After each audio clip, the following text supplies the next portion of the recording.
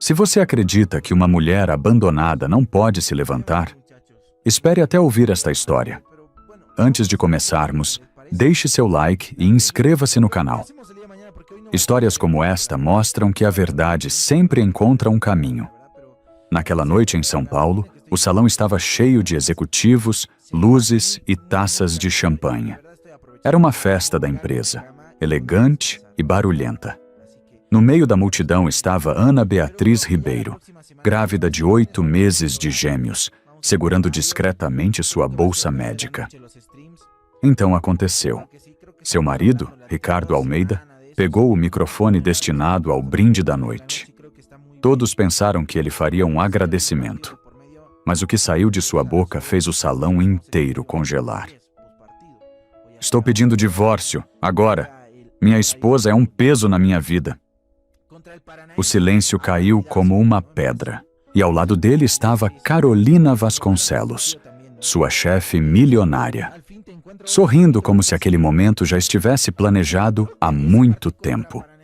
Depois daquela noite humilhante na festa, Ana Beatriz não voltou imediatamente para casa. Na verdade, sua mente ainda estava presa às palavras que Ricardo tinha dito diante de todos. Você é um peso. Essas 4 palavras ecoavam dentro da cabeça dela, enquanto o carro seguia lentamente pelas ruas iluminadas de São Paulo. Mas havia algo que Ricardo e todos naquele salão não sabiam. Alguns dias antes daquela festa, Ana havia recebido uma ligação que mudou sua vida de outra forma. Era uma manhã silenciosa. Ana estava em casa organizando algumas roupas de bebê. 2 pequenos macacões estavam dobrados sobre a cama. Ela tocava o tecido com cuidado, imaginando como seriam seus filhos. Foi quando o telefone tocou. O número era desconhecido. Ana atendeu devagar. Do outro lado da linha, a voz de um médico soava profissional demais para o tipo de notícia que ele estava prestes a dar. Senhora Ana Beatriz Ribeiro, sinto muito informar. Sua mãe, Helena Ribeiro, faleceu esta madrugada no hospital em Campinas. Por alguns segundos, Ana simplesmente parou de respirar. O quarto parecia distante. O som da cidade desapareceu. Helena Ribeiro, sua mãe, tinha partido. Ana sentou lentamente na beira da cama, segurando o telefone com as 2 mãos, enquanto seus filhos se mexiam dentro de seu ventre, como se sentissem o choque que atravessava o corpo dela. Helena sempre foi uma mulher discreta. Nunca gostou de chamar atenção. Moravam em casas simples, mudando de cidade algumas vezes ao longo dos anos. Helena dizia que gostava de lugares tranquilos. E Ana acreditava. Quando era adolescente, Ana chegou a perguntar uma vez por que a mãe nunca falava sobre o passado. Helena apenas respondeu com um sorriso calmo. Algumas histórias precisam esperar o momento certo para serem contadas.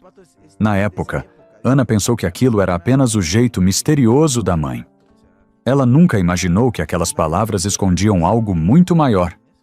Naquela mesma manhã, depois da ligação, Ana foi até a sala procurar Ricardo. Ela precisava dele. Precisava de um abraço. Precisava de alguém que dissesse que tudo ficaria bem. Ricardo estava no sofá, olhando o celular com atenção. Quando Ana disse que sua mãe havia morrido, ele levantou os olhos por um segundo. Apenas um segundo. Agora? Ele perguntou, irritado. Eu estou no meio de uma conversa importante com a Carolina. Ana esperou. Talvez ele levantasse. Talvez ele dissesse algo gentil. Mas Ricardo apenas voltou a olhar para o telefone. Resolve isso depois, Ana. Eu tenho coisas maiores para lidar agora. Aquelas palavras feriram mais do que ela esperava. Naquele momento, Ana percebeu algo que nunca tinha querido admitir.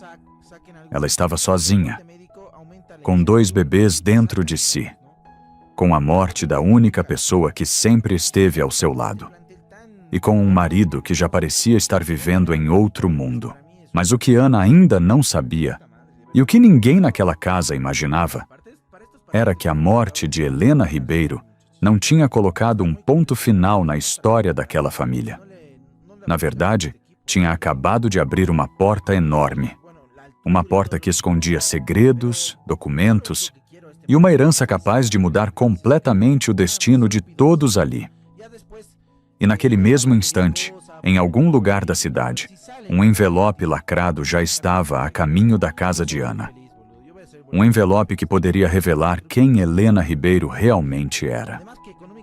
Nos dias que se seguiram à morte de Helena Ribeiro, a casa de Ana Beatriz ficou silenciosa de uma forma estranha.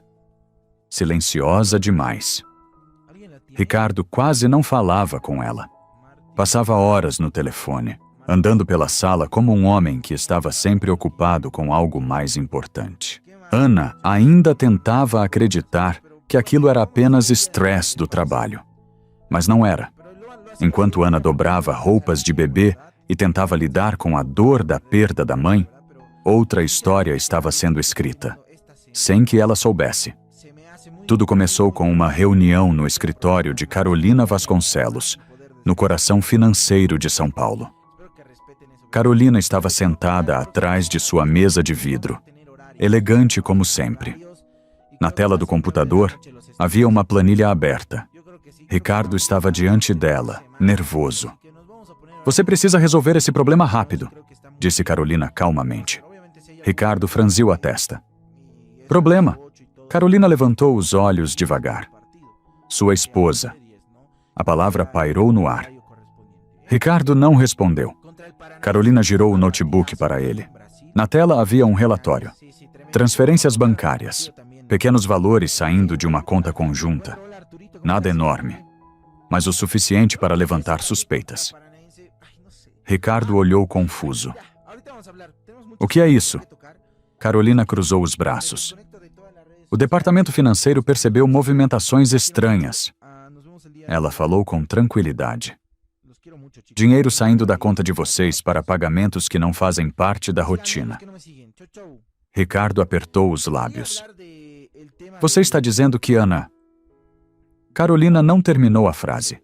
Ela apenas deu um pequeno sorriso. "Eu estou dizendo que isso pode virar um problema sério para a sua carreira." Essas palavras atingiram Ricardo exatamente onde ele era mais fraco. Ambição. Ele queria subir na empresa. Queria provar que merecia estar ao lado de Carolina naquele mundo de executivos ricos e poderosos. E naquele momento, sua própria esposa parecia estar no caminho. Carolina falou novamente, em tom suave. "Se isso virar um escândalo, Ricardo, sua reputação acaba." Ele passou a mão pelo cabelo. "Mas Ana não faria isso." Carolina inclinou a cabeça levemente. "Você tem certeza?" Silêncio. Porque a verdade era simples. Ricardo não tinha certeza de nada. Carolina então deslizou outro documento pela mesa. Um relatório interno. "Se você agir agora", disse ela, "ainda dá tempo de controlar a narrativa." Ricardo levantou os olhos. "Narrativa?" Carolina aproximou-se um pouco mais. "Você precisa mostrar que está preocupado com o comportamento dela, que tentou ajudar, que percebeu sinais de instabilidade."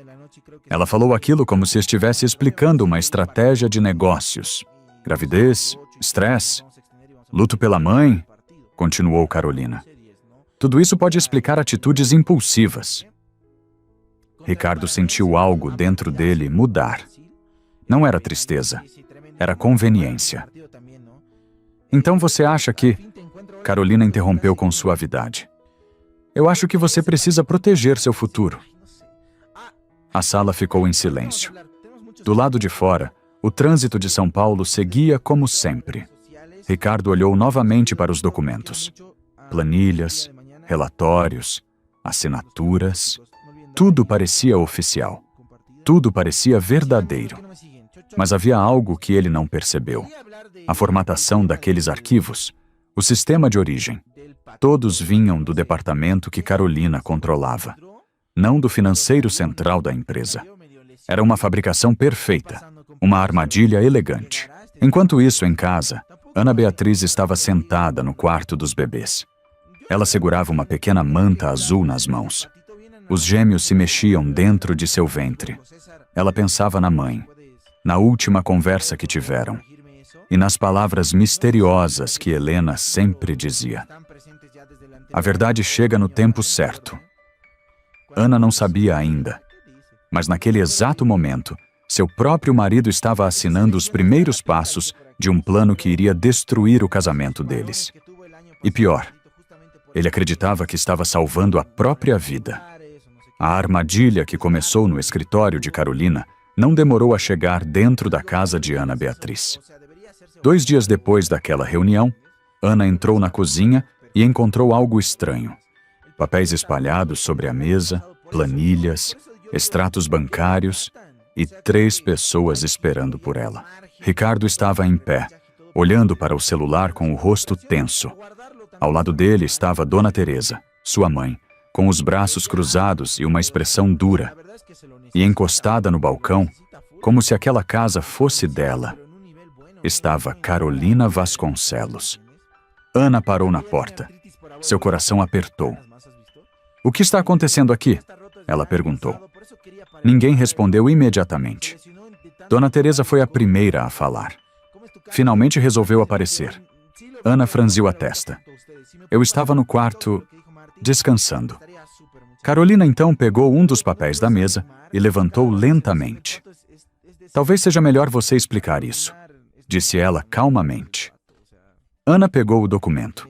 Seus olhos correram pelas linhas. Transferências bancárias, valores, datas. E o nome dela no topo da página. Ana sentiu um frio subir pela espinha. "Eu nunca fiz isso." Ricardo finalmente levantou os olhos. Mas não havia dúvida no olhar dele. Havia acusação. "Então como esse dinheiro saiu da conta?" Ana respirou fundo. "Ricardo, você sabe que eu quase nem uso essa conta." Carolina deu um pequeno sorriso. "O sistema não mente." Silêncio. A frase caiu como uma sentença. Ana olhou para Ricardo, esperando que ele dissesse alguma coisa. Qualquer coisa. Mas ele apenas balançou a cabeça. "Eu te dei tudo, Ana", disse ele com a voz carregada de desprezo. "E é assim que você me paga?" As palavras atingiram Ana como um golpe. Ela tentou se aproximar. "Ricardo, olha para mim. Você sabe que isso não faz sentido." Mas antes que ela pudesse continuar, Dona Teresa bateu a mão na mesa. "Chega!" A mulher se levantou devagar. "Eu sempre soube que você não prestava." Ana sentiu os olhos arderem. "Eu nunca fiz nada contra essa família."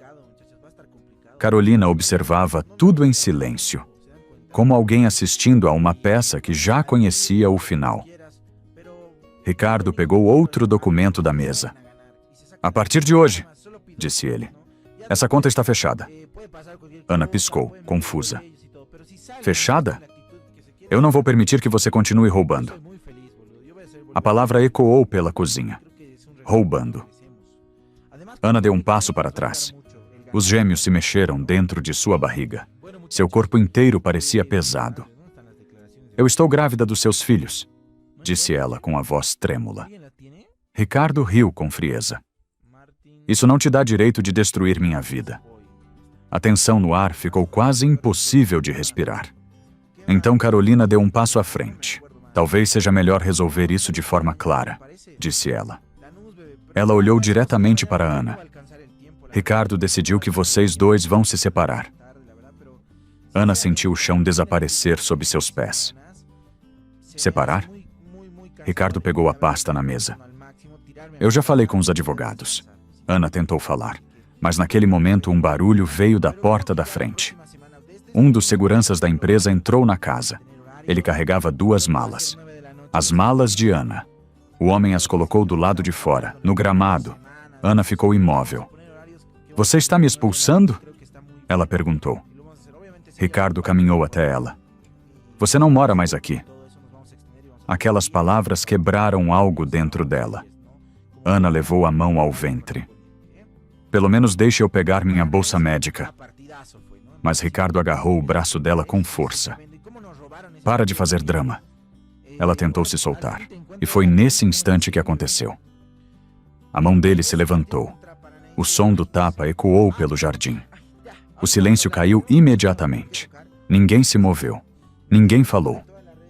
Ana ficou parada, com o rosto virado para o lado, sentindo o gosto de sangue na boca. Lentamente ela levantou os olhos e viu algo que fez seu coração afundar ainda mais. Carolina estava parada na porta da casa, vestindo o hobby de Ana. Ela amarrou o cinto com calma e olhou ao redor, como alguém avaliando um novo lar. "Acho que vou gostar de morar aqui", disse ela com um sorriso frio.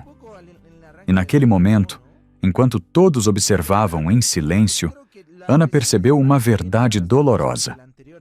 Ela não estava apenas perdendo o marido. Estavam tentando apagar sua vida inteira. A casa ficou em silêncio depois que Ana Beatriz saiu. Os convidados da festa tinham ido embora. As luzes estavam mais fracas. O jardim ainda guardava marcas da cena que tinha acabado de acontecer. Dentro da sala, Carolina Vasconcelos caminhava devagar pelo ambiente, como se estivesse avaliando cada detalhe. Agora o lugar parecia diferente, mais vazio, mais calmo.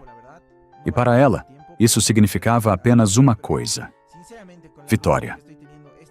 Ricardo estava em outro cômodo falando ao telefone, contando sua versão da história para alguém do trabalho. Foi necessário. Ela estava completamente fora de controle. Carolina ouviu aquilo e sorriu discretamente. Ela já tinha ensinado exatamente quais palavras ele deveria usar.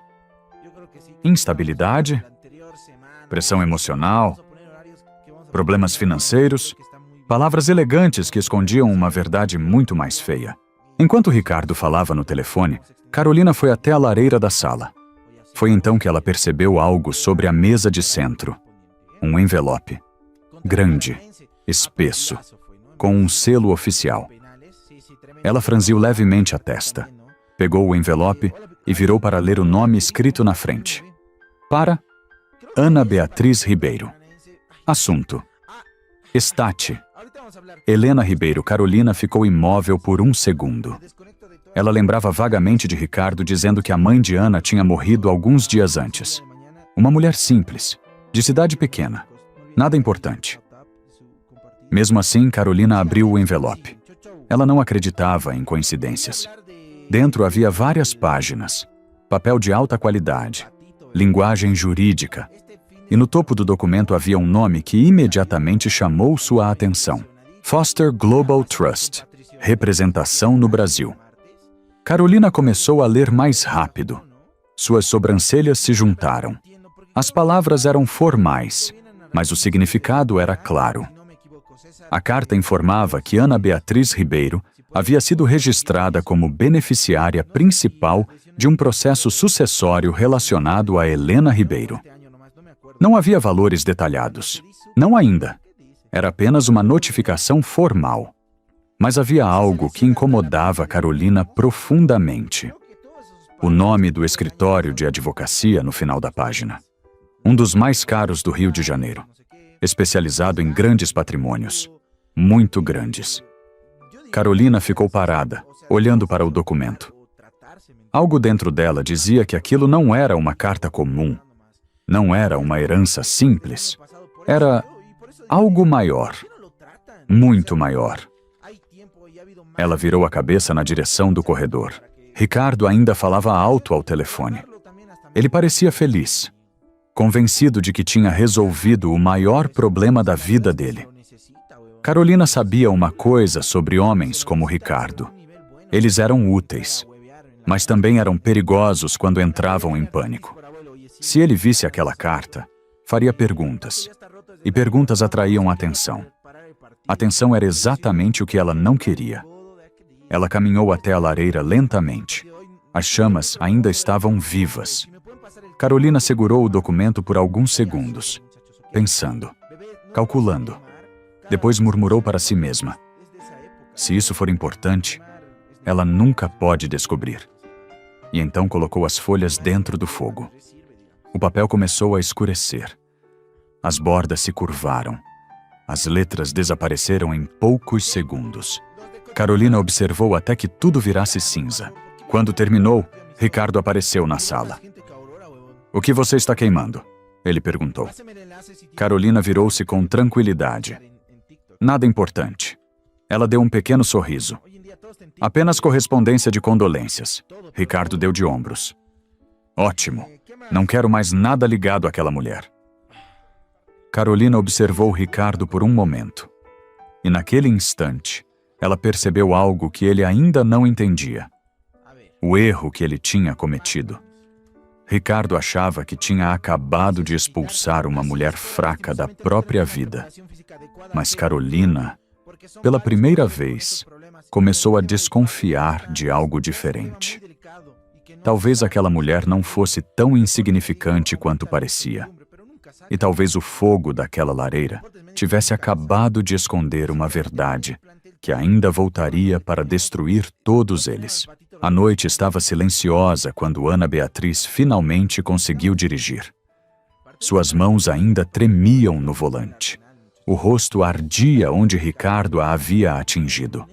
O braço doía onde ele a segurou com força. E dentro de seu ventre, os gêmeos se mexiam inquietos, como se sentissem toda a tensão que atravessava o corpo dela. Por alguns minutos, Ana apenas ficou parada dentro do carro. O portão da antiga casa ainda era visível no espelho retrovisor. A casa que, poucas horas antes, ela chamava de lar. Agora parecia pertencer a outra vida. Ana respirou fundo e tentou se concentrar em algo simples. Pensar, respirar, continuar. Foi então que ela lembrou de algo que havia colocado na bolsa às pressas quando saiu. Um celular antigo, pequeno, quase esquecido. Era o telefone que sua mãe, Helena Ribeiro, tinha lhe dado anos antes. "Guarde isso carregado", Helena havia dito na época. "Se algum dia precisarem falar com você sobre mim, vão ligar para esse número." Naquele momento, Ana nunca entendeu completamente o motivo. Agora, sentada sozinha dentro do carro, ela procurou o aparelho na bolsa. A bateria estava descarregada. Ela conectou o carregador do carro e esperou alguns segundos. O aparelho finalmente ligou. Uma única notificação apareceu na tela. Uma mensagem de voz não ouvida. Ana sentiu o coração acelerar. A data da mensagem era de alguns dias atrás. Exatamente na semana em que sua mãe havia sido hospitalizada. Ela pressionou o botão para ouvir. Por um instante o telefone travou. Ana tentou novamente. E então a voz começou a tocar. "Senhora Ana Beatriz Ribeiro, aqui é Bennett Swanson, advogado responsável pelo processo sucessório de Helena Ribeiro." Ana endireitou o corpo no banco. "Processo sucessório." A voz continuou. "Estamos tentando contato com a senhora há vários dias. Um documento formal foi entregue em seu endereço residencial, mas ainda não recebemos confirmação de recebimento." Ana franziu a testa. Um documento? Ela nunca tinha visto nada. O advogado continuou. "É extremamente importante que a senhora entre em contato conosco. A senhora foi registrada como beneficiária principal no processo referente ao patrimônio de Helena Ribeiro." Beneficiária. A palavra ecoou dentro do carro. A gravação terminou. Ana ficou em silêncio. Algo não estava certo. Se aquela carta tinha sido entregue na casa, alguém tinha recebido. E ela sabia exatamente quem estava lá naquele dia. Ricardo. Carolina. Um frio percorreu sua espinha. Ana ligou o carro novamente. Mas desta vez, ela não dirigiu sem direção. Havia um endereço antigo guardado na memória dela. Um pequeno cartão que sua mãe havia lhe dado anos antes. Se algum dia você precisar que alguém acredite em você, vá até lá. 40 minutos depois, Ana estacionou diante de um prédio discreto na Avenida Paulista. Nada luxuoso, nada chamativo. Apenas uma placa simples na entrada. Newman Advocacia e Proteção Patrimonial. Ana entrou devagar. A recepcionista levantou os olhos e, por um segundo, ficou surpresa. Senhora Ana Ribeiro? Ana assentiu. Antes que ela pudesse dizer qualquer coisa, uma mulher saiu de um escritório no corredor. Elegante, postura firme, olhar atento. Ana Beatriz, disse a mulher calmamente. Eu estava esperando por você. Ana piscou, surpresa. Esperando? A mulher estendeu a mão. Meu nome é Sandra Newman. Sua mãe me pediu para ajudá-la, caso algo acontecesse. Essas palavras fizeram algo dentro de Ana finalmente relaxar. Pela primeira vez desde aquela noite cruel, alguém não estava olhando para ela como um problema. Sandra conduziu Ana até a sala. Sua mãe sabia que algumas pessoas poderiam tentar aproveitar sua vulnerabilidade, explicou. Ana sentou devagar. Aproveitar? Sandra abriu uma pasta. Dentro havia fotografias, registros, relatórios. E então Sandra disse algo que mudou completamente a direção daquela história. Antes de falecer, Helena Ribeiro pediu que mantivéssemos alguém observando discretamente sua casa. Ana sentiu o coração bater mais rápido. Observando? Sandra virou a pasta na direção dela. Na primeira foto aparecia a porta da antiga casa. Na segunda, um entregador entregando um envelope. E na terceira imagem, Carolina Vasconcelos recebendo aquela carta. E logo depois, caminhando em direção à lareira. Durante vários dias, Ana Beatriz permaneceu em silêncio. Não porque estava fraca, mas porque agora ela sabia que cada passo precisava ser calculado. Depois de ver as fotografias na sala de Sandra Newman, algo dentro dela mudou. Ela já não estava apenas reagindo. Ela estava se preparando. Enquanto isso, do outro lado da cidade, Ricardo Almeida acreditava que tudo estava finalmente resolvido. Ele já tinha dado entrevistas internas no trabalho, repetindo exatamente as palavras que Carolina havia ensinado. Minha esposa está passando por um momento emocional difícil, dizia ele com expressão preocupada. Eu só estou tentando proteger minha carreira. Alguns colegas acreditaram, outros não. Mas Ricardo não se importava. Ele já estava focado em algo maior. Carolina. 2 dias depois do escândalo, os dois assinaram discretamente o registro civil em um cartório de São Paulo. Nada de festa, nada de convidados, apenas documentos. Ricardo acreditava que aquilo era um novo começo. Mas Carolina estava inquieta. Desde a noite em que queimou aquela carta, algo não saía de sua cabeça. O nome do escritório, o tipo de documento e a forma como aquele papel havia sido enviado. Naquela mesma noite, sozinha em seu apartamento, Carolina abriu o laptop. Digitou no buscador: Helena Ribeiro Foster Global Trust. Por alguns segundos, nada apareceu. Depois começaram a surgir resultados antigos. Arquivos financeiros, relatórios de mercado, artigos discretos em revistas econômicas internacionais. O nome Helena Ribeiro aparecia ligado a estruturas de investimento que administravam capital de fundos gigantes, fundos de pensão, fundos soberanos, bilhões de reais movimentados por meio de estruturas silenciosas. Carolina ficou completamente imóvel diante da tela. Não, murmurou. Ela começou a ler mais rápido. Uma frase chamou sua atenção. Arquitetura financeira ligada ao Foster Global Trust. Carolina sentiu o coração acelerar, porque ela sabia exatamente o que aquilo significava. E naquele momento, pela primeira vez, ela percebeu algo terrível.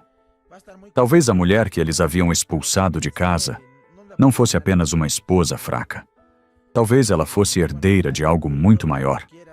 Enquanto Carolina tentava entender o que havia feito, outra carta estava sendo enviada pela equipe jurídica de Helena.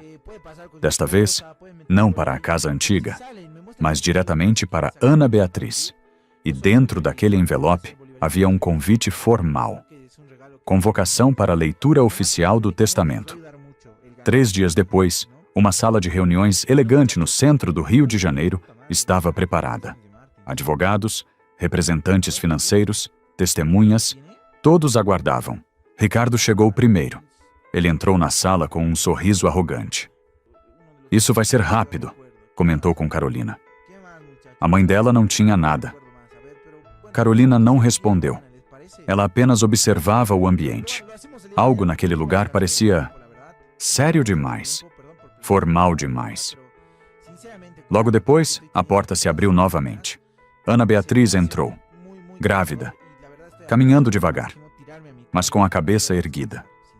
Ao lado dela estava Sandra Newman, segurando uma pasta cheia de documentos. Ricardo franziu a testa. O que você está fazendo aqui com advogados? Ana não respondeu. Ela apenas se sentou. Então, o advogado principal da reunião abriu um grande arquivo. Estamos aqui para executar o testamento da senhora Helena Ribeiro, disse ele calmamente. A sala ficou em silêncio. O homem começou a ler. Primeiro vieram descrições de fundos, empresas, participações em estruturas financeiras. Ricardo começou a perder o sorriso. Os números aumentavam a cada página. Milhões. Centenas de milhões. Carolina sentiu o sangue desaparecer do rosto. Então, finalmente veio a frase que mudou tudo. O advogado levantou os olhos do documento e disse: a única herdeira e beneficiária integral do Foster Global Trust no Brasil, avaliado em aproximadamente 52 bilhões de reais, é... Ele fez uma pequena pausa. Ana Beatriz Ribeiro. O silêncio que tomou conta da sala foi absoluto.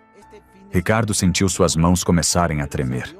E naquele instante, ele percebeu algo devastador. Ele havia destruído a própria vida, exatamente no momento em que a fortuna estava prestes a chegar. Algumas semanas depois daquela leitura do testamento, o mundo de Ricardo Almeida começou a desmoronar de verdade. Primeiro veio a empresa. O departamento jurídico abriu uma investigação interna depois que as provas apresentadas pelos advogados de Ana chegaram às mãos da diretoria. Os e-mails, os relatórios falsificados e as manipulações feitas no sistema financeiro da empresa estavam todos registrados. Ricardo foi demitido em silêncio. O crachá dele parou de funcionar numa segunda-feira de manhã. Carolina Vasconcelos tentou se afastar rapidamente, alegando que não tinha participação direta em nada. Mas os registros digitais não mentiam. As mensagens que orientavam Ricardo a acusar Ana estavam preservadas nos servidores da empresa. O nome dela também entrou na investigação. Enquanto isso, Ana Beatriz estava em um lugar completamente diferente. Num quarto tranquilo de hospital, com a luz suave da manhã entrando pela janela. Em seus braços estavam seus 2 filhos recém-nascidos, pequenos, calmos, reais. A fortuna de 52 bilhões de reais agora estava oficialmente sob seu controle, protegida por advogados e por uma estrutura que sua mãe havia preparado durante décadas. Mas naquele momento, olhando para os rostos de seus filhos, o dinheiro não era o que mais importava. O que importava era outra coisa: liberdade, dignidade e a certeza de que ninguém nunca mais pisaria em sua vida. Alguns meses depois, Ana apareceu brevemente diante das câmeras, quando os jornalistas finalmente descobriram toda a história. Ela não falou com raiva, falou com calma. Isso não é sobre vingança, disse ela. É sobre verdade. E depois completou. Às vezes as pessoas confundem silêncio com fraqueza, mas o silêncio de quem tem dignidade pode se transformar na maior resposta de todas. Então ela virou as costas para os microfones e voltou para casa, para começar uma vida que agora era totalmente sua.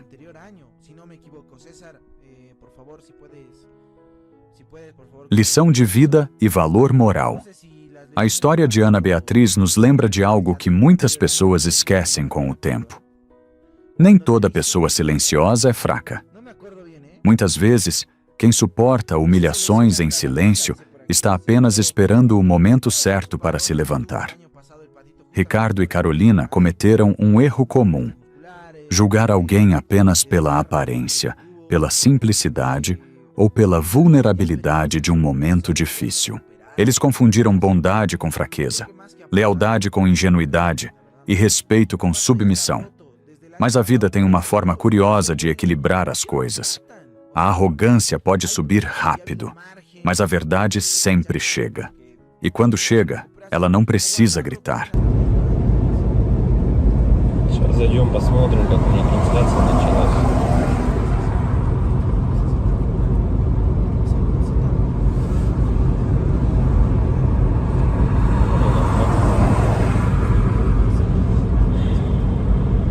Если вот рассматривать, я говорю, задумываясь о том, что прожитые типа 30 лет, так смотришь на многих людей, которые сейчас, соответственно, живут, которым в районе 30, которые уже потеряли вообще вкус к жизни, да, радость какую-то от жизни. Таких, причем, кстати, становится все больше и больше. Мне кажется, этот средний возраст, когда говорили, что начинается вот этот кризис среднего возраста, он тоже сместился, как и говорят, что сейчас люди, в принципе, быстрее взрослеют, быстрее осмысливают все, да, почему-то это всегда все в плохом больше ключе на самом деле, да, вот что сейчас дети, например, быстрее взрослеют, вот, и мне кажется, кризис вот этот среднего возраста, он, наверное, тоже сместился. И вот я думаю, что он сместился где-то в районе 30 лет. Опять-таки, это тоже не со всеми, наверное, связано. Не у всех людей так, все люди разные. И когда приходишь к той мысли о том, что помимо того, что люди сами по себе стали такие вот, наверное, депрессивные, да, времена такие сложные, да, вот это вот еще извне много каких вещей случается, на данный момент, которые людям усугубляют эту ситуацию на самом деле, вот этой депрессии, вот этих кризисов, да, каких-то переходных моментов в жизни. И непонятно, если конец этому всему, да, наступает у людей потом белая полоса в жизни, или они не могут выбраться из нее. Примеров достаточно на самом деле много. Например, вот сосед у меня есть такой хороший парень был, и есть, он хороший человек сам по себе, но вот у него сейчас очень сложные времена такие, как бы дизмораль на него напала о том, что он не реализовался в своей жизни к 30 годам, что жизнь у него кончена. И не может он выбраться из этой ситуации. Да? Как говорят, если мы говорим, что это мужики такие, да, типа слабые, да, какие-то, безморальные, как бы такие вот, что в основном это случается, наверное, зачастую, может быть, это у мужиков случается в этом возрасте, такой кризис, наверное, да, каких-то неудач в своей жизни, не пришедших ни к чему достойному и хорошему. Но вопрос в том, что это мужики такие, типа слабые, или времена такие стали, что если вот разобраться так, вот, например, возьмем даже с древних времен, когда человеку нужно было добывать пищу самому, да, там убивать мамонтов, мужику стоило там сходить на охоту. Да, на охоту он сходил, кого-то там добыл добычу, принес домой, да, что-то где-то там поделал дома, и все как бы. И это возможно как работа тоже на ежедневной основе, да, была. И как бы мужик в то время считался, еще воином были, они воинами были, не воевали, да. В любом случае это все такая в основном физическая была работа. типа стратегии именно добычи пищи какой-то себе. Ну, тут вот требовалось, возможно, какое-то знание, да, тут я не спорю. Но в основном это была физическая работа. Если взять, к примеру, не такие далекие времена, когда там люди вот только выходили из пещер, да, взять даже, допустим, 50 лет назад, 100 лет назад, да, когда люди работали на заводах, и что тогда считалось именно мужиком, да, таким.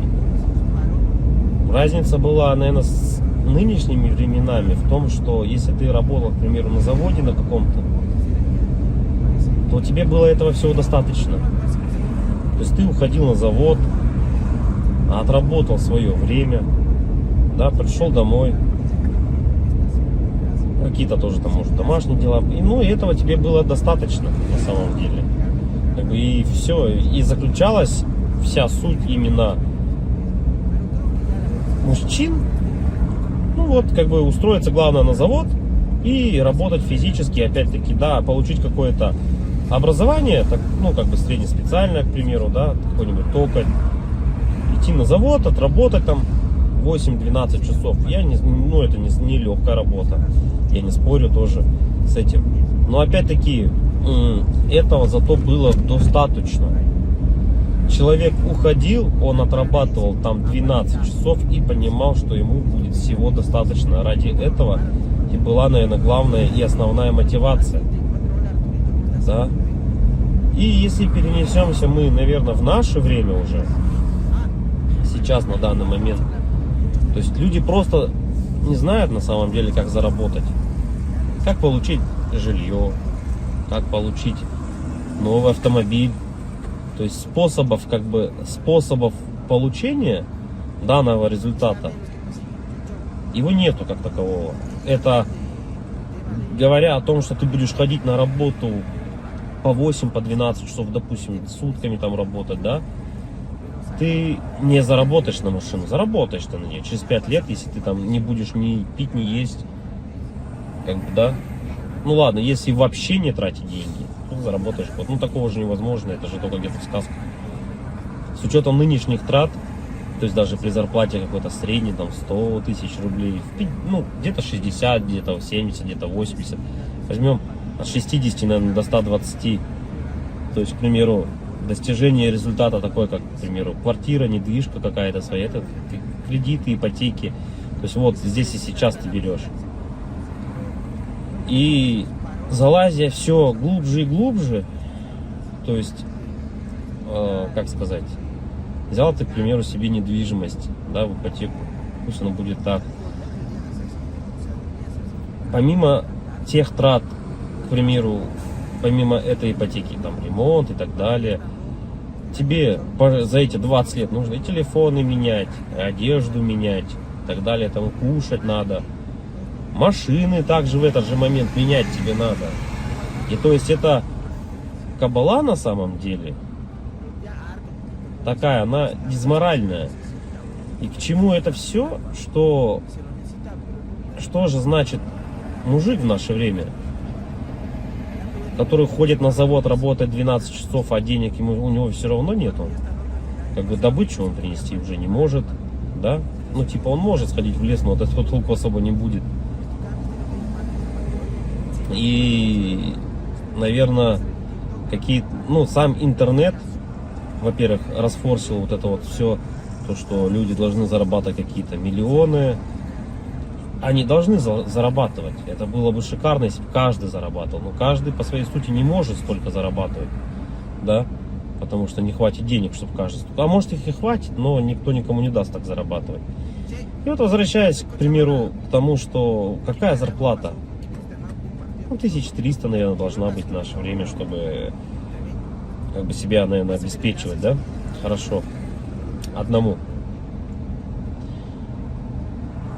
И кто же тогда мужик в наше время? Типа, что он должен делать? Что он должен выполнять? Как бы, если он ходит на работу, но смысла от этого нету. Ну, как бы он есть, да, у тебя какой-то идет доход, но если его недостаточно. смотришь другие профессии, другую работу, да,